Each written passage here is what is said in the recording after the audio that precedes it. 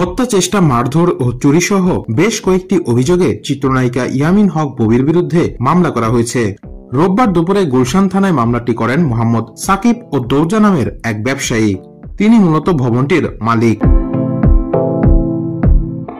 মামলায় ববি হককে দ্বিতীয় আসামি করা হলেও প্রথম আসামি করা হয়েছে তার কথিত বন্ধু মির্জা আবুল বাশারকে। ঘটনার বিবরণীতে জানা যায়, ববি ও মির্জা আবুল বাশার যৌথভাবে গুলশানের ওয়াইএন সেন্টারে একটি রেস্টুরেন্ট ক্রয় করেন। রেস্টুরেন্টের নামকরণ করা হয় বব স্টার। রেস্টুরেন্টের আগের মালিককে 55 লাখ টাকা দেওয়ার কথা ছিল অভিযুক্তদের। তারা প্রথমে 15 লাখ, পরে 10 লাখ টাকার চেক দিলেও দুটি চেকই বাউন্স করে। বারবার প্রথম পক্ষের মালিক টাকার জন্য তাগাদা দিলে শুরু হয় দ্বন্দ্ব। প্রথম পক্ষ টাকা চাইলে ববি ও তার পার্টনার আবুল বাশার তাদেরকে হুমকি ধামকি দেন। এক পর্যায়ে বকেয়া ভাড়া ও অনিয়মের অভিযোগে ভবনটির মালিক রেস্তোরাঁটি বন্ধ করার নির্দেশ দিলে মারামারি ঘটনা ঘটে যায়।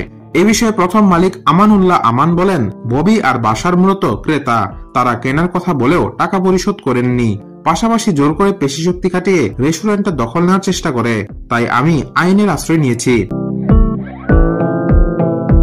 মামলা বিবরণীতে বলা হয়, হত্যার উদ্দেশ্যে মারপিট করে সাধারণ জখম, চুরি, ক্ষতিসাধন ও ভয়ভীতি প্রদর্শনের অপরাধে মামলাটি করা হয়। এর তদন্ত করছেন গুলশান থানার সাব ইন্সপেক্টর আনোয়ার হোসেন। এ বিষয়ে গুলশান থানার ওসি মাজারুল ইসলাম গণমাধ্যমকে জানান, ববি সহ দুজনের বিরুদ্ধে মামলা করা হয়েছে।